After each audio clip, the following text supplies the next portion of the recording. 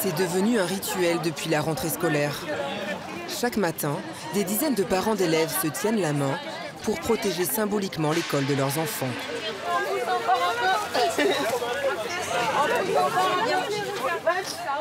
Cet établissement où sont scolarisés 600 élèves en maternelle et en primaire est situé au milieu d'une cité gangrénée par la drogue. Aujourd'hui, ces mères de famille ont décidé de se rebeller contre les trafiquants. On lâche rien. Ah ça c'est sûr, c'est le slogan de base, on lâche rien. C'est pour nos enfants, si on ne le fait pas, qui va le faire? Aujourd'hui, tout ce qui est trafic de drogue rend cette ville invivable. Et en fait, c'est un cri de désespoir en fait. C'est vraiment un cri de désespoir, on demande de l'aide, tout simplement. Cette révolte des mamans a commencé le 13 mai dernier. Ce jour-là, des trafiquants de drogue qui fuient la police enjambent la clôture et font intrusion dans l'école en pleine journée pour s'y cacher. En attendant l'intervention des policiers, les 600 élèves sont confinés pendant plus d'une heure, sous les tables et en silence. Les dealers réussissent à s'échapper, mais de la drogue est retrouvée dans l'établissement.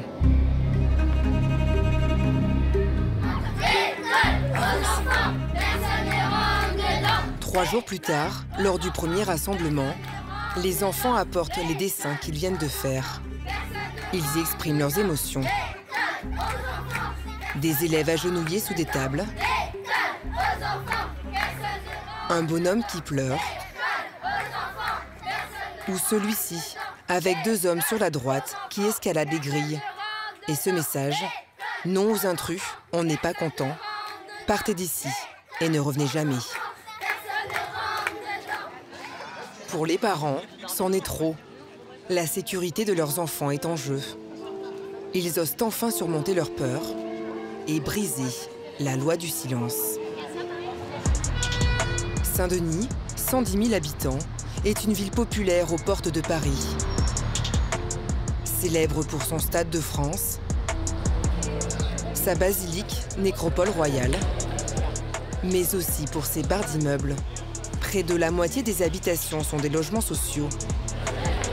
Le taux de chômage bat des records, 23%, près de 3 fois la moyenne nationale.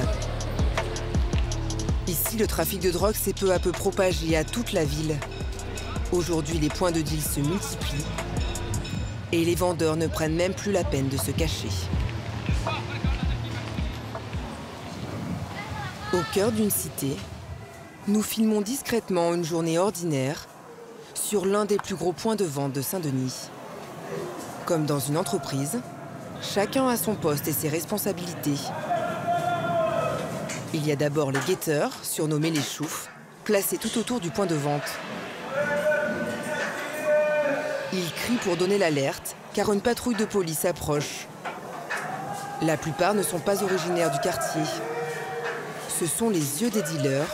Ils seraient passés maîtres dans l'art de repérer les policiers, même en civil. Pour perturber ce manège, les policiers multiplient les contrôles. Ils emmènent le guetteur qui criait à l'intérieur de l'immeuble. Mais généralement, ces jeunes qui donnent l'alerte sont mineurs et n'ont jamais de drogue sur eux. Il ressort libre quelques minutes plus tard. Les dealers, eux, ont eu le temps de partir et de cacher la drogue. La patrouille s'en va. Un autre guetteur prévient que la voie est libre. Le trafic peut reprendre. Acheteurs, vendeurs, choufs. Chacun retrouve sa place. Pour voir ce qu'il se passe à l'intérieur, nous essayons d'accéder au hall d'immeuble.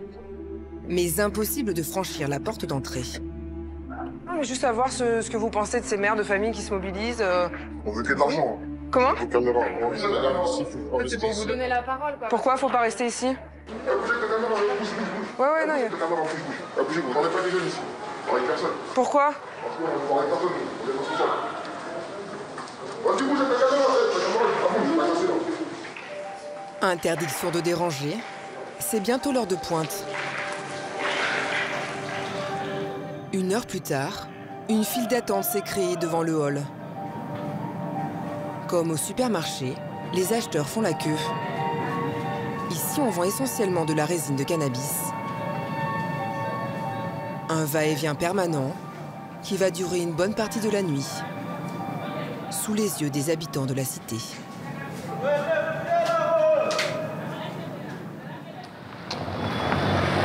Les trafiquants se sont même emparés des parcs et des aires de jeu. Dans le quartier, on ne se sent plus en sécurité. À chaque fois qu'elle sort de chez elle, Dina, 28 ans, a la boule au ventre. Elle élève seule ses 2 enfants. Filmez pas ici!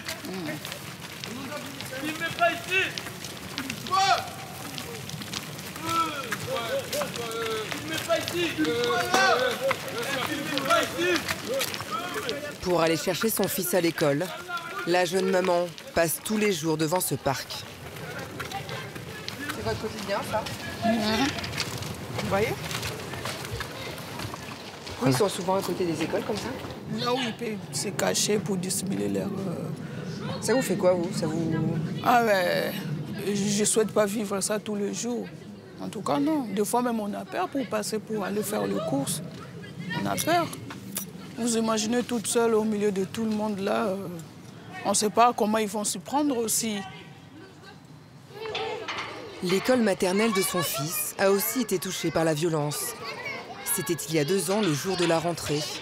Une fusillade a éclaté à quelques mètres de la cour de récréation. Ce jour-là, il n'y a pas eu de blessés. Comment les écoles de Saint-Denis vivent-elles cette situation?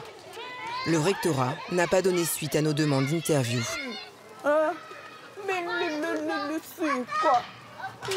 Dina n'a pas choisi de vivre ici. Elle a emménagé avec ses 2 enfants dans ce logement social en décembre dernier.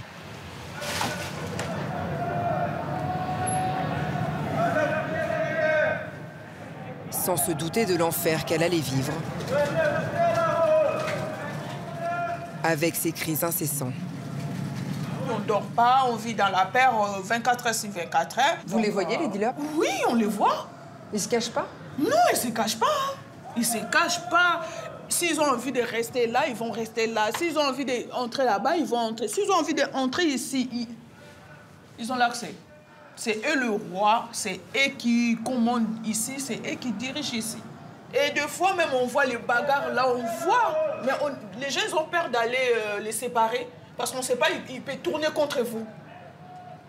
Donc c'est eux les rois, c'est eux qui colonisent ici.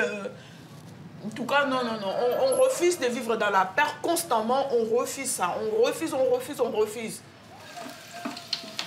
Dina est aide-soignante et gagne 1 200 € par mois. Toutes ses demandes de relogement ont été refusées. Au moment du repas, son fils 17, 18, 20, compte les acheteurs qui font la queue. 22, 23, 24... Ah, mais elle a des mots. Mais ça vous fait quoi de voir ça le soir en mangeant avec vos enfants? Si je pouvais faire quelque chose, c'est prendre seulement mes enfants, partir d'ici. Mais sauf que je n'ai où aller. Donc, on fait avec. Mais on ne peut pas s'habituer avec des choses comme ça, on ne peut pas. Dina n'est pas militante et plutôt du genre discrète. Tu veux descendre? Chloé. Mais pour la première fois de sa vie, elle ose descendre dans la rue pour manifester. Elle participe aux opérations organisées par un collectif d'habitants qui vient de se créer. Ce soir, c'est sit-in. Ils se sont installés à côté des dealers, en face du point de vente. Les parents ont amené leurs enfants. La mobilisation se veut pacifique. Pendant 1h30, ils vont faire un maximum de bruit pour perturber le trafic de drogue.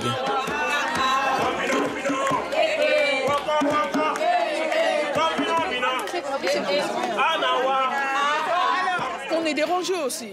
Les dérangés est dérangé. Donc c'est pour ça qu'on dérange aussi. En jouant à la musique, ils ne peuvent pas siffler, donc ils ne peuvent pas appeler. Et en plus, comme on est là, ils ne peuvent pas avoir la visibilité sur les voix. Donc bon, ils vont relâcher le temps de notre présence, quoi. Alors, on les entend là? Ouais, là, ils attendent. Ils attendent, ça les fait chier, ils attendent. Ils attendent que ça passe, quoi. Les guetteurs restent à leur poste. Est-ce que vous savez pourquoi elles sont là ou pas? Moi, je travaille tranquille. Ça vous dérange du coup ou pas qu'elles soient là? Ouais. Même vous me dérangez.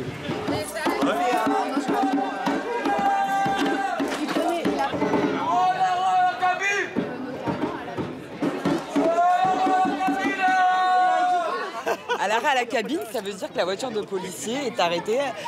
Parce qu'avant, il y a très longtemps, il y avait une cabine téléphonique qui se trouvait à l'angle. Donc quand il crie à l'arrêt à la cabine, ça veut dire qu'il y a un véhicule de police qui est arrêté au niveau de l'anciennement la cabine téléphonique. Vous connaissiez ce jargon de trafiquants? Non, on a appris au fur et à mesure, surtout quand nos enfants rentrent de l'école en criant à l'affût. Ça ravit tous les parents en général, ça. Oui. Hein, quand t'as ton gamin là, qui est là en train de crier à l'affût, et que tu le regardes avec des yeux ronds en te disant mais qu'est-ce qui se passe?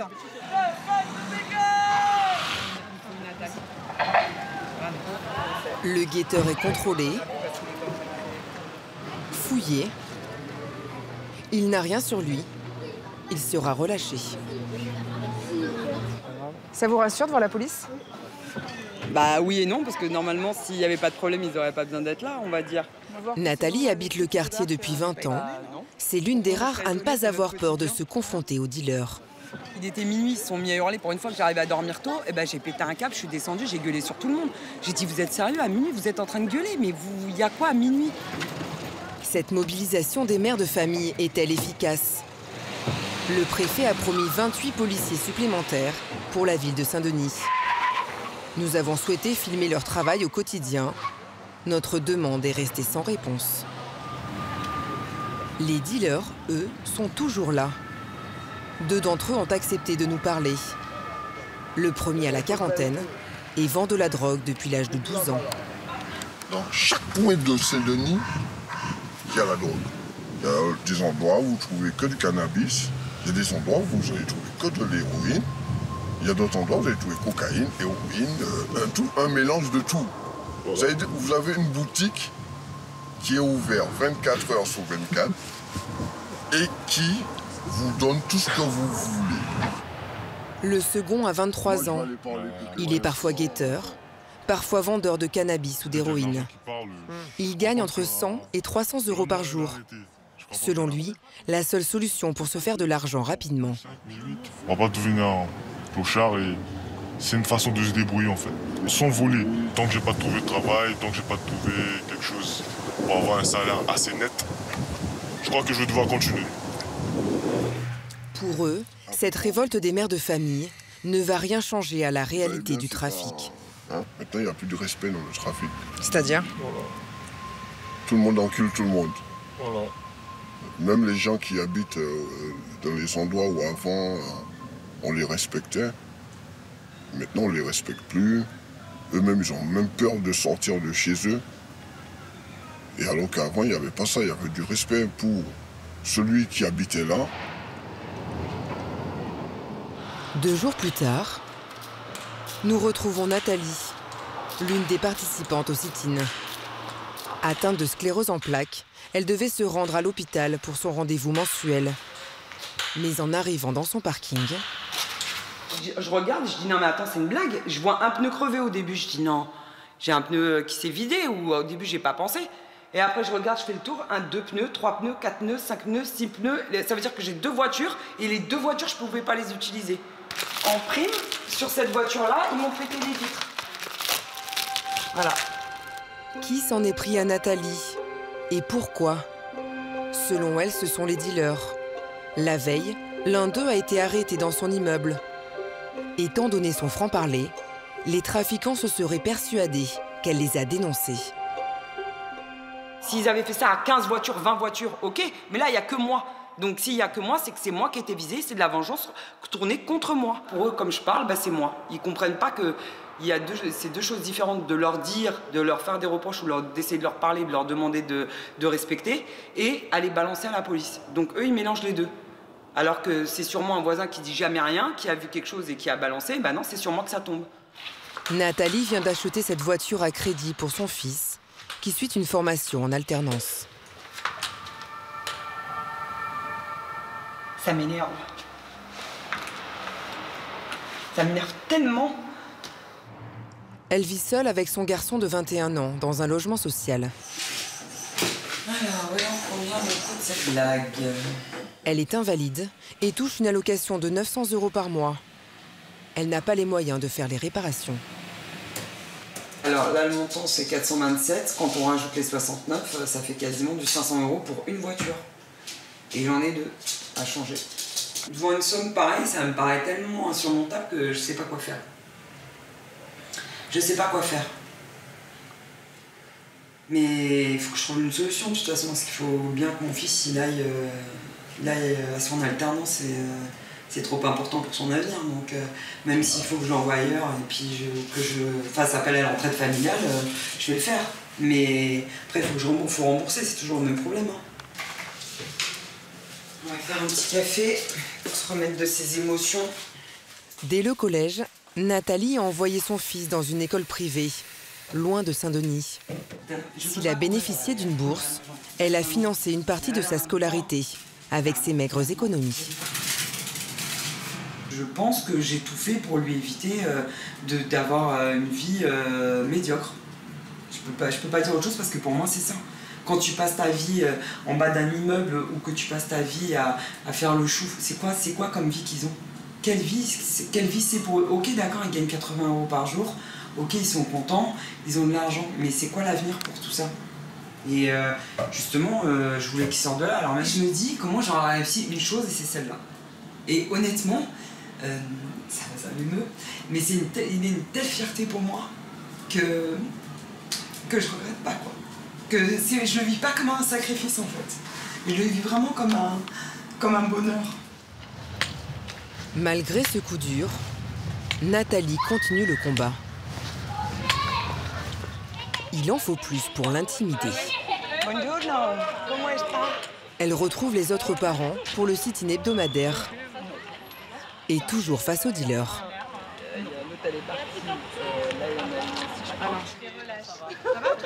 Bah, au bout de ma vie. Hein. Ce qui est arrivé à Nathalie a touché tout le monde dans le quartier. Ah ouais, les 8 par terre. Du coup, on a fait une cagnotte, on commence à récolter un peu de sous pour t'aider. Ah bah franchement, c'est super cool. Je pense pas qu'on arrivera à... Mais écoute, non mais attends, voilà. Même 10 balles, c'est déjà beaucoup. Ce soir, l'ambiance n'est pas à la fête. Pas de musique, pas de chant. Ils ne sont qu'une petite dizaine. Est-ce le découragement, l'impuissance ou la peur des représailles? Nathalie tente de remotiver les troupes. Je sais que moi je lâcherai pas. Après, c'est à chacun d'entre nous de se bouger, de se dire que si nous on bouge pas, de toute façon il se passera rien, faut pas rêver. Bah, là, j'arrive, je vois qu'il n'y a pas trop de monde. Donc en fait, j'ai peur que le mouvement se délite, quoi. J'aimerais pas que les événements qui me sont arrivés ou ce qui se passe... Enfin, je sais qu'il y a des locataires, des voisins qui ont peur, mais j'aimerais pas, quoi. Parce qu'en fait, si on lâche, on leur donne raison, donc voilà. Autour d'eux, le balai des cars de police continue et laisse la place aux cris des guetteurs, comme d'habitude.